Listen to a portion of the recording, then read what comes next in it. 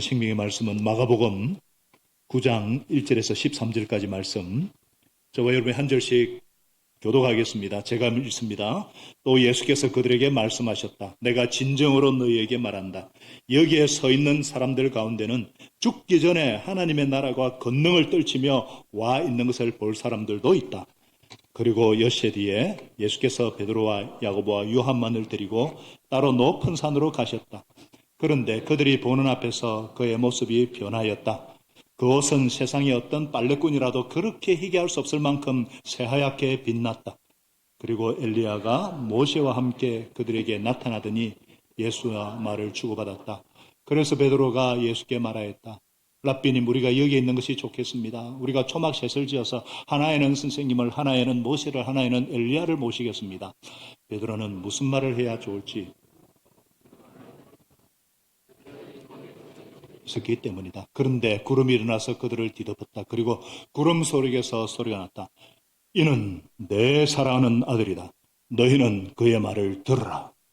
그들이 문득 둘러보았으나 아무도 없고 예수만 그들과 함께 계셨다. 그들이 산에서 내려올 때 예수께서는 그들에게 명하시어 인자가 죽은 사람들 가운데서 살아날 때까지는 본 것을 아무에게도 이야기하지 말라고 하셨다. 그들은 이 말씀을 간직하고 죽은 사람들 가운데서 살아난다는 것이 무슨 뜻인가를 서로 물었다. 그들이 예수께 묻기를 어찌하여 율법학자들은 엘리야가 먼저 와야 한다고 합니까? 하니 예수께서 그들에게 말씀하셨다. 확실히 엘리야가 먼저 와서 모든 것을 회복한다. 그런데 인자가 많은 고난을 받고 멸시를 당할 것이라고 기록된 것은 어찌된 일이냐? 내가 너희에게 말한다. 엘리야는 이미 왔다. 그런데 그를 두고 기록한 대로 사람들은 그를 함부로 대하였다. 아멘. 오늘 이 말씀을 근거로 고난을 낭비하지 않는 비결, 이런 제목으로 함께 은혜를 나누겠습니다. 제목이 뭐라고요? 고난을 낭비하지 않는 비결입니다. 고난을 낭비하지 않으려면 어떻게 해야 될 것인가? 자, 우리가 인생을 살다 보면 좋은 일도 있고 나쁜 일도 있습니다. 신앙생활도 마찬가지입니다. 좋은 때도 있고 나쁜 때도 있습니다. 아니, 이리 뻔한 얘기를 강조해서 말씀드리는 것은 이런 뻔한 사실을 우리가 참 잊어버리기가 쉽기 때문입니다. 우리가 역경이 있으면 또 하나님의 축복이 있을 건데 어떤 분은 역경이 그냥 계속될 것처럼 좌절하고 절망하고 믿음이 흔들리는 것을 보기 때문입니다. 그 결과 역경과 고난을 낭비해버립니다. 고난이 와야 사람이 진중해지고 겸손해지고 변화되고 고난이 유익이 되는데 이 고난을 원망하고 불평만 하고 생고생만 하다가 쓸모없이 낭비해버려요. 하나님은 자연에도 햇빛도 주시고 비도 주시듯이 우리 신앙생활도 복 주기 위해서 역경도 허락하십니다.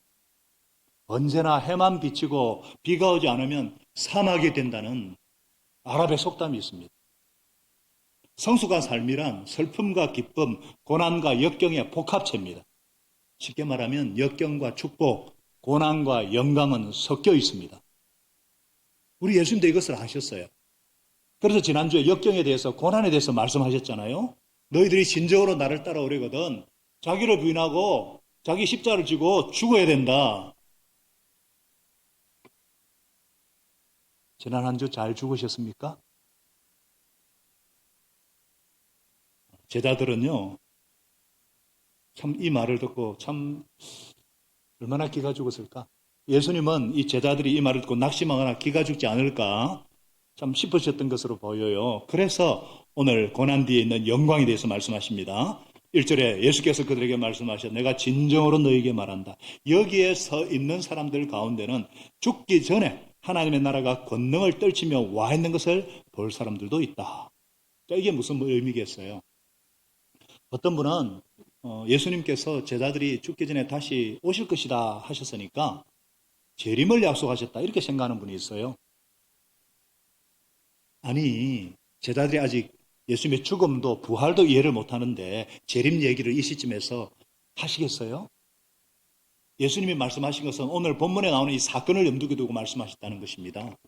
왜냐? 예수님의 말씀을 기록한 마가는 즉시 그리고 엿새 뒤에 이런 말을 붙여서 그 다음 말을 합니다. 이게 무슨 사건이냐? 바로 예수님께서 베드로, 요한, 야고보, 요한만을 데리고 따로 높은 산으로 가셨다 그랬어요. 높은 산이 어떤 산인지 정확히 안 나와 있는데 어떤 분은 변화산이라 그래요. 그래서 이 사건을 변화산 사건이라 이렇게 부릅니다. 엿새 뒤란 예수님께서 드러내놓고 복음의 비밀, 예수님의 고난과 부활을 가르쳐 주신 후에 6일 뒤란 말입니다. 예수님이 많은 고난을 받고 배척을 받고 죽임을 당하고 나서 사흘 후에 살아나신다는 것은 심오한 비밀입니다. 이것은 인간의 근본 문제인 죄와 죽음 문제를 해결하는 하나님의 지혜였습니다. 예수님이 가르쳐주신 자기를 부인하고 제 십자가를 지고 예수님을 따르는 것은 생명의 길입니다. 그러나 제자들은 인간적인 생각과 세상 욕심으로 영적인 눈이 가리워져서 이 복음의 비밀과 제자들을 깨닫지를 못했어요. 오늘 이상우 예배국장님이 영적인 눈을 열어달라고 기도했는데 굉장히 중요한 기도입니다. 제자들의 눈이 가려져 가지고 예수님의 말씀도 이 제자들을 깨닫지를 못하는 거예요. 예수님을 그리스도로 고백은 했지만 복음의 비밀을 깨닫지를 못해서 인상을 쓰며 다녔습니다. 죽어야 된다니 뭔 말이야. 특히 베드로는 사탄 소리까지 들었으니까 얼마나 낙심이 되었겠어요. 완전히 기가 죽었겠죠. 그래서 예수님은 베드로, 요한, 야고보 세 사람만 데리고 수제자 양성이죠. 수제자. 예수님은 공평하신 분이십니다. 차별이 없으신 분입니다. 그러나 구별은 하셨습니다. 그래서 세 제자가 보는 앞에서 그의 모습이 변하셨어요. 그 옷이 세상에 어떤 빨래꾼이라도 그렇게 희귀할 수 없을 만큼 새하얗게 빛났습니다. 이게 인간의 언어로 묘사가 안 되지만 틀림없는 것은 예수님은 영광스러운 모습으로 변모되셨고 아름다운 모습으로 변모되셨고 순결한 모습으로 찬란한 모습으로 예수님은 변화되셨어요. 오늘 예수님께서 변형되신 사건은 영적인 세계의 실체를 보여주시는 중요한 사건이에요. 직접 시청과 교육을 하는 거예요. 여러분, 영적 세계가 있습니다. 영적인 세계는 분명히 있습니다. 이 사건이 실제였음을 어떻게 알 수 있냐? 베드로가 이때의 충격을 베드로서 1장 16절에 우리가 여러분에게 우리 주 예수님의 권능과 재림을 알려드리는 것은 교묘하게 꾸민 신화가 따라서 한 것이 아니라는 거예요. 우리는 그의 위엄을 눈으로 직접 본 사람들이라는 거예요. 너무 생생했음을 지금 언급하고 있습니다. 여러분, 예수님은 본래 어떤 분이십니까? 본래 천지를 창조하신 창조주 하나님이십니다.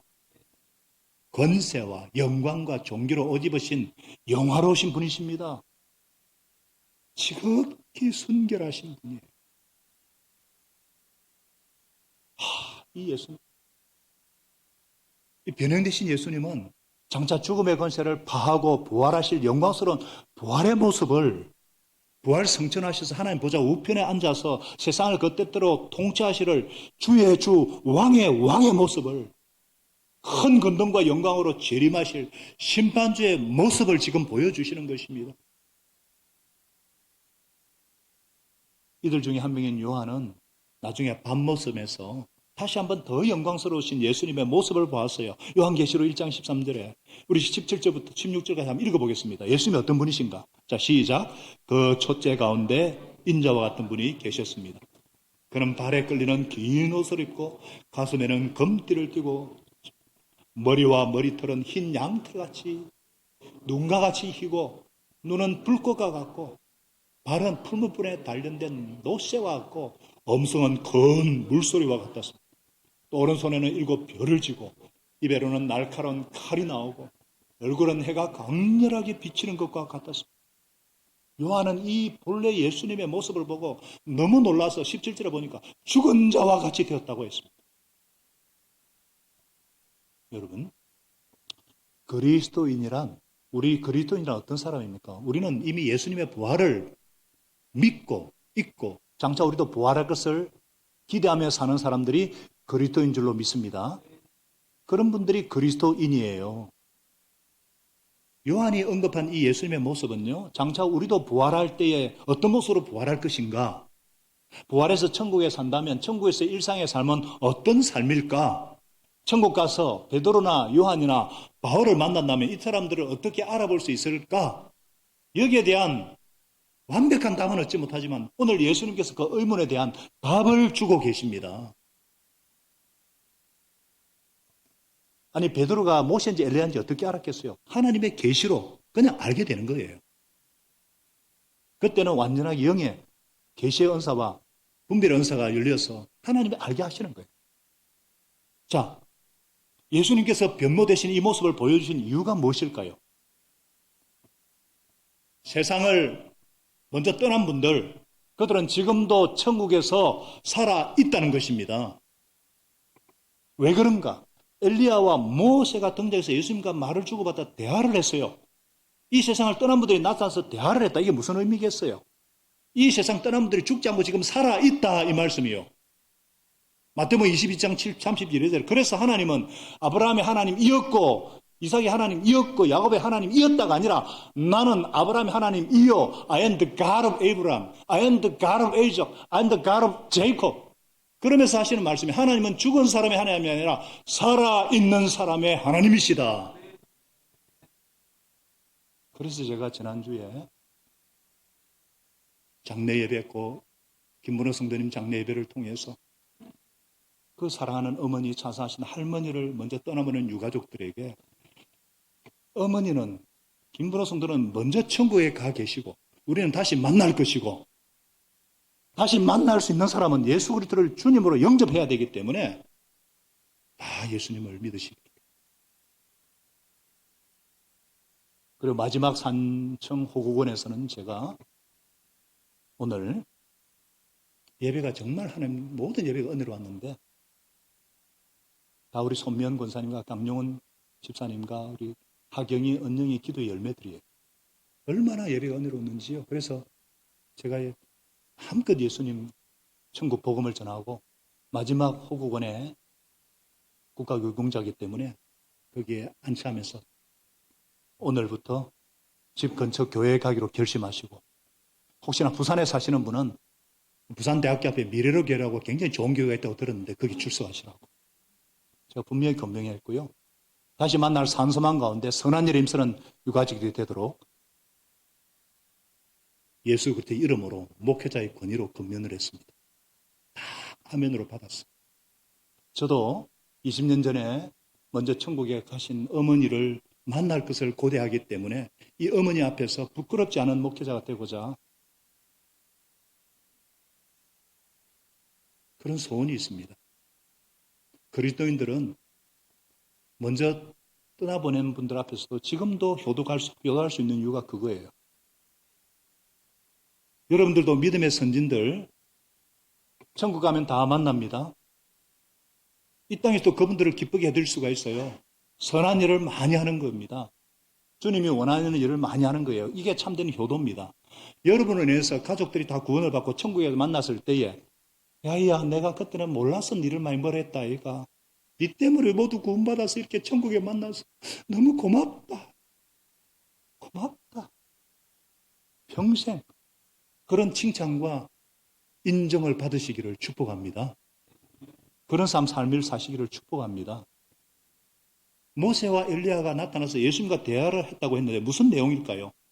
누가복음에는 자세히 나와요. 예수님께서 예루살렘에서 이루실 일 곧 그의 떠나가심에 대해서 말씀하고 있다. 떠나가심 죽음이에요. 별세하실 것을. 예루살렘에서 죽으셔야 할 것을 말씀하시는 거예요. 여러분 모세와 엘리야 예수님의 공통점이 뭘까요? 공통점. 많이 있지만 모두 고난의 종이었다는 것입니다. 가장 어려운 때에 주님의 일을 하느라 가장 고난을 많이 받으신 분들이 물론 위대한 능력의 종이지만 고난의 종들이에요. 모세는 어떤 분이에요? 노예 백성 이스라엘 백성들을 이집트에서 탈출시키고서 그 노예 근성에 득지듯이 근성에 찌든 그 백성들을 40년 동안 섬기느라 조금만 힘들면 원망 불평하고 조금만 어려우면 그 은혜를 잃어버리고 모세를 돌로 쳐 죽이려고 그러고 조금만 힘들면 지도자욱하고 하나님 원망하는 그 노예 근성의 찌들은 그들을 섬기느라 끝없는 고생을 했어요. 너무 힘들어서 몇 번이나 죽여달라고 이 고난에서 벗어나게 해달라고 하소연을 했어요. 모세가 이렇게 죽도록 고생만 하다가 죽었기 때문에 한 맺힌 유령이 되어가지고 나타나야 될 것 같지 않아요? 한 맺힌 유령이 돼가지고. 근데 놀랍게도 영광 중에 나타났어요. 엘리야는 어떻습니까? 엘리야는요, 이스라엘의 가장 악한 아합 왕 때에 모든 백성이 살아계신 하나님을 버리고 다 우상 숭배하는 그때에 수많은 거짓 예언자와 싸우느라 죽을 고생을 합니다. 엘리야도 능력의 종이잖아요. 3년 6개월 기도하지 않으니까 비가 물 한 방울 이슬도 안 내리고 기도하니까 폭우가 쏟아지는 능력의 종이지만 고난의 종입니다. 너무너무 괴로워서 한 번은 죽기를 간청을 하면서 주님, 이제는 더 이상 바랄 것이 없으면 내 목숨을 그냥 거두어 주십시오. 그는 만성 피로에 쌓인 힘들고 정말 굉한 지친 모습으로 나타나야 될 건데 영광 중에 나타났어요. 그들의 고난은 짧았지만 영광은 영원했습니다. 그런데 모세와 엘리야가 받은 고난은 우리 주님에 비하면 아무것도 아닙니다. 우리 예수님은, 하나님의 아들이신 우리 예수님은 온 인류의 죄를 한 몸에 짊어지시고 한 사람의 죄의 무게만 해도 죽을 것 같잖아요. 자식의 그 방황을 가슴에 안고 기도해도 죽을 것 같은데 온 인류의 죄를 그 어깨에 짊어지셨으니 얼마나 무거우셨을까? 얼마나 많은 고난을 받으셨을까? 우리의 허물로 인해 찢기시고 찔리시고 죄악으로 인해서 채찍맞으시고 십자가에서 내 대신 피와 물을 다 쏟으시고 천번에 까무러치는 고통, 그 십자가의 그 저주, 십자가의 그 형벌, 십자가의 그 수치를, 그 지옥의 고통을 다 겪으셨어요. 그 예수님의 고난과 죽음, 그것 때문에 저와 여러분이 인류가 갈망해온 인류 구원이 완성이 된 것이고, 그리고 부활로 영원한 영광에 들어가셨습니다. 예수님이 왜 제자들에게 이렇게 영광스러운 모습, 이 변모된 모습을 왜 미리 보여주셨을까요? 왜 모세와 엘리야조차도 영광스러운 모습으로 나타나셨을까요? 먼저는 제자들을 위로하고 격려하기 위해서입니다. 고난이 끝이 아니라는 것입니다. 고난 뒤에 영광이 있다는 것입니다.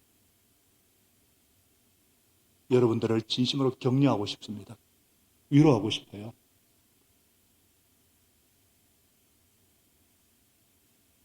얼마나 고난이 많으십니까?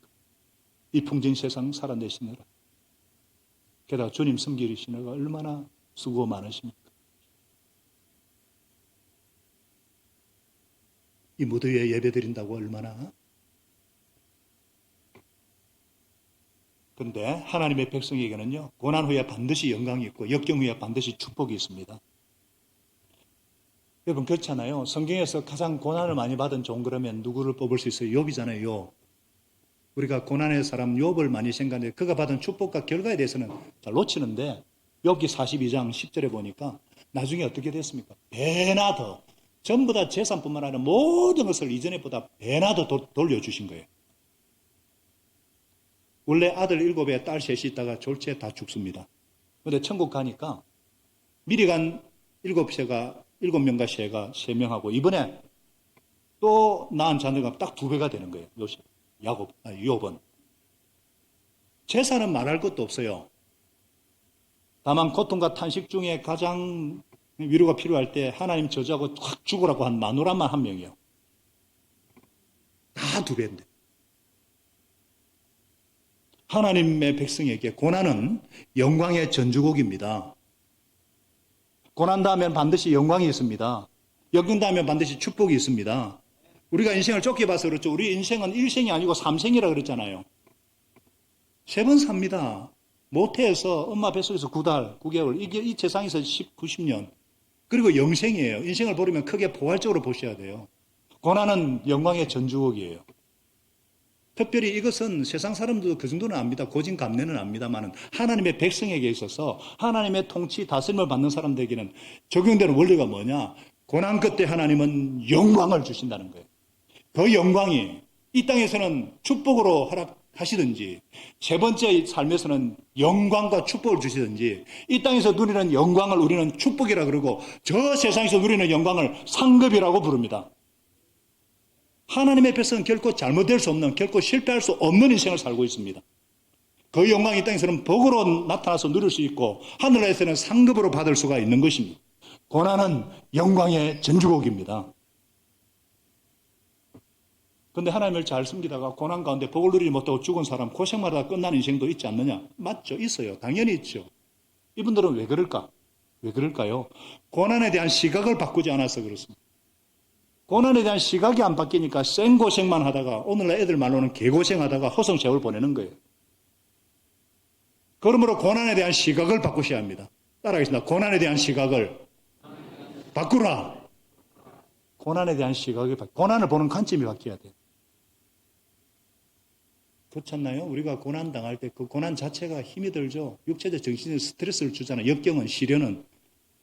그러나 이 고난의 이유와 의미와 목적이 보이지 않을 때는 더 힘들죠. 갑자기 내 가족에게 예기치 않는 일이 생길 때 하나님이 계시면 왜 이런 일이 생기는가? 혹은 생각지 않은 사고가 났을 때 얼마나 사건 사고 많아요.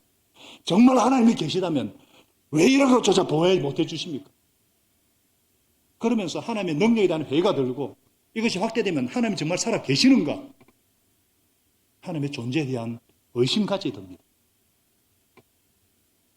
그러나 내가 받는 이 고난, 내가 겪는 이 역경이 의미가 있고 목적이 있다는 것을 알면 그건 괜찮아요. 유익이 됩니다. 제자들에게 앞으로 이런 고난이 있을 터인데 하나님의 섭리가 뜻 가운데 일어나고 있다는 것을 예수님이 직접 보여주시는 거예요. 여러분, 그렇다면 과연 우리에게 일어나는 모든 고난과 영광이 자동적으로 영광이 되고 축복이 되냐? 그렇지 않습니다. 고난을 어떻게 처리하느냐, 고난을 어떻게 바라보느냐에 따라서 영광이 되고 축복이 되는 거예요. 잘못 처리하면은 고난이 낭비가 됩니다. 고난이 더 큰 고난과 역경을 가져오기도 합니다. 믿음을 흔들어 놓습니다. 그동안 쌓아왔던 예수님의 성품을 와르르 무너뜨립니다. 도루묵이 되는 거예요. 이 고난은 잘못 처리하면 아무런 유익이 없고 쓸모가 없어져요. 결국 고난이 낭비가 되어버리는 거예요. 고난이 낭비가 되지 않으면 어떻게 해야 되는 것인가? 고난에 대한 시각을 바꾸셔야 돼요. 시각을 바꾸려면 어떻게 하면 됩니까? 안 바뀌어요. 잘 안 바뀌니까. 그래서 어떻게 되느냐?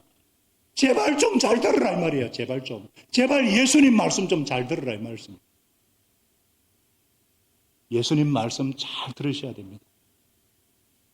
예수님을 대신 전하는 목사의 말을 잘 들으셔야 돼요. 제가 다른 얘기는 못 드셔도 돼요. 예수님의 말씀. 한번 따라하겠습니다. 예수님의 말씀 좀 잘 듣자. 옆에 분에게 예수님 말씀 좀 잘 들읍시다. 예수님의 말씀은 곧 하나님의 말씀이기 때문입니다. 우리는 내가 좋아하는 말씀은 이렇게 듣는데 내가 싫어하는 말씀은 귀를 막고 거부해요. 내가 주님께 원하는 것보다 주님께서 내게 뭘 원하는지 겸손한 마음으로 귀를 기울여 들어야 합니다. 그래서 귀 있는 자는 들으라 그러셨어요. 정말 들어야 될 것이 뭐냐? 십자가에 관한 말씀을 들어야 합니다. 고난에 관한 말씀을 들어야 합니다. 십자가는 부담스럽고 십자가는 그리끼는 것이지만 십자가 안에 생명이 있고 십자가 안에 은혜가 있고 십자가 안에 능력이 있고 십자가 안에 영광이 있고 십자가 안에 사람을 근본적으로 변화시키는 힘이 있고 은혜가 있습니다. 예수님이 그렇게 말씀하셨고 그래서 그것을 영광스러운 모습으로 보여주었음에도 제자들, 특히 베드로의 반응이 뭐냐? 선생님, 랍비님, 우리가 막 여기 있는 것이 좋겠습니다. 너무 황홀하니까 우리가 초막셋을 지어서 하나는 우리 스승님을 위해서, 하나는 모세를 위해서, 하나는 엘리야를 위해서 모시면 좋겠다. 베드로가 자기 지금 무슨 말 하는지 모르고 지금 이런 말을 해요. 할 말이 없으면 가만히 있으면 되는데 꼭 분위기상 뭐 말을 해야 되는 분들 있잖아요. 베드로의 후회입니다. 위로받으시기 바랍니다. 그래서 하나님께서 친히 개입하셔가지고 예수님 말씀을 듣도록 하늘로부터 이는 내 사랑하는 아들이다. 나는 그를 좋아한다. 너희는 그의 말을 들으라. 하나님이 직접 음성으로 This is my son whom I love. Listen to him. 이렇게 말씀합니다. 자기 부인하고 자기 십자가를 지고 주님을 따르라. 영광과 함께 고난을 함께 가는 것이다. 그 말씀 잘 들으라는 거예요. 하나님이 지금 노골적으로 아들 예수님을 사랑한다, 좋아한다 이렇게 말씀하고 계셔요. 왜? 하나님이 예수님이 얼마나 이쁘신지. 왜? 예수님이 죽기를 결심하셔서 그렇습니다. 이게 너무너무 기쁜 거예요. 그렇잖아요. 예수님이 이 타락한 세상을 구원하려고 하나님이 막 고민하고 계시니까 아버지 제가 가겠습니다. 제가 천국에서 저 땅으로 내려가서 대신 제가 죽겠습니다 했을 때 얼마나 기뻐하시고, 그리고 공생에 시작할 때도 하나님이 기뻐하셔가지고 세례요한에게 세례받고 올라올 때 하늘로부터 예수님 하나님의 음성이 내 사랑하는 아들고 내가 그를 기뻐한다. 그리고 지금 예루살렘 입성을 앞두시고 다시 죽기로 결심하실 때 하나님이 너무 좋아하시고 너무 기뻐하시는 거예요. 사랑하는 여러분, 예수님뿐만 아니라 우리도 죽는 것, 아니 죽기로 결심할 때 하나님이 정말 기뻐하십니다. 죽음에는 세 가지가 있다 그랬죠. 첫째는 내 자존심이 죽는 거예요. 내 자아가 죽는 거예요. 그 다음에는 내가 내 행복을 포기하는 것도 죽는 거예요. 그리스도와 이웃을 위해서 내 행복을 포기하는 것도 중요한 거예요. 부모는 자식을 위해서 행복을 포기하잖아요.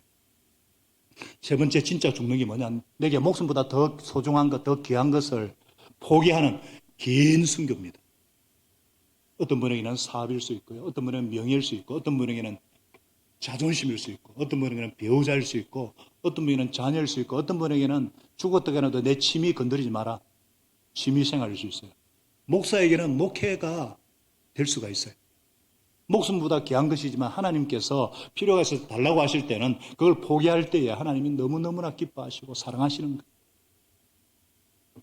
목숨보다 귀한 것을 포기할 때는요, 무슨 일이 나느냐? 보통은 하나님이 되돌려 주십니다. 요업처럼 배로 주십니다. 그런데 이것을 계산에 넣고서 포기하는 척하면 안 됩니다. 진짜 죽는 거예요. 진짜 드리는 거예요. 그러면 되돌려 주십니다. 아브라함이 그렇잖아요. 우리 믿음의 조상, 우리가 따라야 될 모델은 아브라함이 어땠습니까? 하나님이 말전에 이삭, 독자, 외동아들 이삭을 주셨어요. 분명히 하나님이 약속으로 주신 거예요. 그런데 나중에 잡아 바쳐라. 번제로 죽여서 태워 바쳐라 그러는 거예요. 아브라함이 어떻게 합니까? 순종합니다. 진짜로. 그래서 제단을 쌓고 칼을 들고 진짜 죽이러 갑니다. 그때 하나님이 급히 아브라함아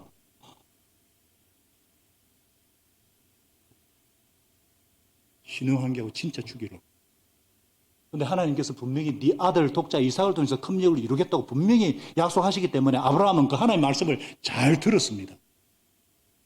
그런 약속의 자녀를 잡아 죽여 바쳐라 할 때 뭔가 아브라함이 이해가 안 돼. 모순인데.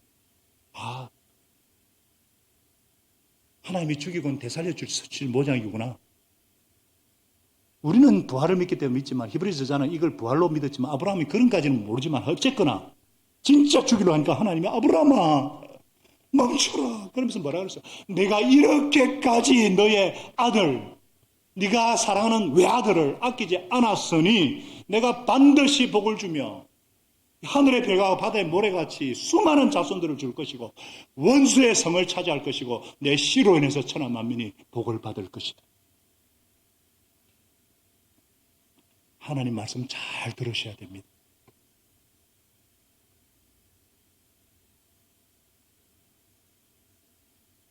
예수님은 그래서 다시 한번 9절에 보니까 인자가 죽은 사람들 가운데서 살아날 때까지는 본 것을 아무에게도 얘기하지 말라 그러셨어요.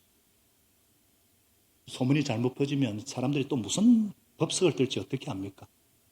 이 카더라 방송, 말이란 거는 예나 지금이나 무서워요. 그래서 예수님께서 제자들은 주님 말씀 간직하고 죽은 사람 가운데 살아난다는 게 도대체 무슨 뜻인가 막 서로 우리는 알지만 제자들은 도무지. 그래서 율법학자 마르기하고는 예수님께 주님 어째서 엘리야가 먼저 와야 한다고 합니까? 하니까 예수님이 확실하게 엘리야는 왔다. 모든 것을 해방한다. 그런데 인자가 많은 고난을 받고 멸시를 받을 것이라고 기록된 것은 어떻게 됐냐? 이것은 왜 모르느냐? 그 말이에요. 예수님이 지금 세례요한 얘기하고 있는 거거든요. 이분이 바로 말라기에서 말한 크고 두려운 날이 이르기 전에 엘리야를 보낼 건데 그분이 세례요한이에요. 우리가 알잖아요. 세례요한이 헤롯의 동생 필립의 그 헤로디아를 취한 것을 책망하니까 감옥에 갇히잖아요. 그 딸 살로메가 아이고 참 어이없이 목이 달아나는 우리가 세례요한. 근데 그 당시 사람들이 이 세례요한이 그 엘리야일 것이라고 생각할 수 없죠. 그들은 고난을 통한 영광을 생각할 수도 없기 때문에, 또 예수님이 죽었다가 부활하는 것을 못 믿는 이유도 있기 때문에, 그들이 생각한 메시아는 어떤 메시아? 영광의 메시아는 알았는데 고난받는 메시아는 이해할 수 없기 때문에 자꾸만 딴소리 하는 거예요. 우리도 마찬가지입니다. 우리도 신앙생활하면서 고난 없는 영광, 이것만 추구하려고 하죠. 영광에는 고난이 따른다는 것을 잘 잊어버리고 수용하기가 힘이 들어요. 조금만 힘들면은 하나님이 계신가 안 계신가 그러고. 우리 예수님 말씀 잘 들읍시다. 정말 주님이 원하시는 제자가 되려면 고난, 부인, 십자가 지고 죽어야 된다 그러잖아요. 그러나 그것이 끝이 아니에요. 고난에는 영광이 따릅니다. 하나님의 자녀들에게 고난 없는 영광이 없지만 또 영광 없는 고난도 없어요. 하나님의 자녀들이 겪는 고난에는 반드시 영광이 따릅니다. 고난 끝에는 영광이 있습니다. 반드시 영광이 있다. 이게 하나님의 자녀들이 누릴 수 있는 특권이에요. 여러분, 우리가 이 세상에 살면서 정말 고난을 겪기도 하고 역경을 많이 겪기도 합니다. 그럼에도 우리가 무너지지 않고 넘어지지 않고 절망하지 않는 이유가 뭐냐? 아무리 고난과 역경을 맛봤다 할지라도 우리의 삶은 축복과 영광으로 끝날 수밖에 없습니다. 해피엔딩이 약속된 인생이에요. 아멘이십니까? 해피엔딩이 약속돼. 왜 그런가? 왜? 예수님이 다 이루셨기 때문에. 예수님이 십자가에서 다 이루었다 하셨기 때문에. 다 이루었다. 이 십자가 안에는 부활의 영광까지 숨어있기 때문입니다. 다 이루셨어요. 다 이루셨어요. 하나님의 자녀에게는 영광 없는 고난이 없어요. 십자가 안에는 부활이 들어가 있어요. 그래서 하나님을 사랑하는 사람들, 로마서 8장 28절은 말씀합니다. 같이 읽겠습니다. 시작. 하나님을 사랑하는 사람들, 곧 하나님의 뜻대로 부르심을 받은 사람들은 모든 일이 서로 협력하여서 선을 이룬다는 것을 우리가 압니다. 그래서 이거는 체험적으로 안다는 거예요. 자, 여기서 모든 일이 서로 협력해서 선을 이룬다는, 이게 모든 일이 뭐냐? 고난을 의미합니다. 그냥 하나님 자녀에게 일어나는 그런 모든 일이라는 뜻이 아니고 모든 고난을 얘기하고 있습니다. 왜? 성경은 문맥으로 봐야 되죠. 이 말씀은 18절부터 시작되는 거예요. 18절은 뭐라 그랬습니까? 현재 우리가 겪는 고난은 장차 우리에게 나타날 영광에 견주면 아무것도 아니라고 나는 생각합니다 하면서 28절이 나온 거예요. 이것을 개역개정에는 뭐냐? 생각건대 현재의 고난은 장차 나타날 영광과 좋게 비교할 수 없도다. 모든 역경과 모든 고난이 선을 이룹니다. 모든 고난과 모든 역경이 영광을 가져옵니다. 모든 고난과 역경이 축복을 가져옵니다. 믿으시기 바랍니다. 그래서 고난에 대한 시각을 바꾸시기 바랍니다. 이를 위해서는 예수님 말씀을 잘 들으셔야 돼요. 들으실 뿐만 아니라 고난 끝에는 영광이 있다는 것을 아셔야 됩니다. 하나님이 주시는 고난은 절대 낭비되는 것이 없습니다. 고난은 모두가 의미가 있습니다. 가치가 있습니다. 끝에는 언제든지 영광이 따릅니다. 예수님도 고난을 통해 영광에 들어가셨잖아요. 빌립보서에 말씀하잖아요. 자기를 낮추고 십자가에 죽기까지 순종하시니까 하나님께서 그러므로 지극히 높이시고 모든 이름 위에 뛰어난 이름을 그분에게 주셨습니다. 영광을 받으려면 그에 상하는 고난을 따릅니다. 예수님을 바라봅시다. 예수님을 바라봅시다. 그분은 부활의 영광을 바라보시고 십자가를 참으셨습니다. 고난 끝에는 영광이 있습니다. 고난의 시선을 두지 마시고 고난 끝에 있는 영광의 시선을 두시고 사시기 바랍니다. 당신 앞에 있는 기쁨과 부활의 영광을 바라보고 십자가를 참으신 예수님, 하나님 보좌 우편에 앉으신 완성하신 예수님, 우리 마음에 예수님의 영광스러운 모습을 각인하고 새기고 말씀을 들음으로 고난을 축복으로 바꾸는, 고난에 대한 시각이 바뀌는 영광스러운 성도들, 여러분과 제가 되기를, 예수님의 제자가 되기를 진심으로 축원합니다. 기도하겠습니다. 하나님 아버지, 하나님 아버지 감사합니다. 고난을 낭비하지 않는 비결을 들려주셔서 감사합니다. 아버지, 주님 말씀 잘 듣겠습니다. 제가 먼저 예수님 말씀 잘 듣겠습니다. 오늘 예배를 통해서 혹시나 고난과 역경을 낭비하셨던 분들이 계신다면 영광과 축복으로 바꾸어 결심하는 순간이 되게 하여 주시옵소서. 고난은 영광의 전주곡임을 알게 하여 주시고 주님의 위로를 깊이 더딥혀 주시옵소서. 위로하여 주시옵소서. 그래서 고난에 대한 시각이 바뀌게 하여 주옵소서. 하나님을 위해서 수고하고 애쓰시고 땀 흘리고 잠도 안 자고 오해받고 온갖 정신적 육체적 스트레스 가운데 있는 분들, 그러나 이것을 하나도 영광과 축복으로 바꾸지 못하고 낭비로 부리신 분들이 계시다면 주님 어리석음 깨닫게 하시고 보게 하여 주시고 고난에 대한 시각이 바뀌어지게 하여 주시옵소서. 고난과 역경 가운데 감사하게 하시고 인내하게 하시고 기뻐하게 하시고 기도하게 하여 주셔서 우리에게 닥치는 모든 역경과 고난이 영광으로 바뀌고 축복으로 바뀌고 상급으로 바뀌는 우리 성도들 제가 되게 하여 주시옵소서. 예수 그리스도 이름으로 간절히 기도합나이다. 아멘.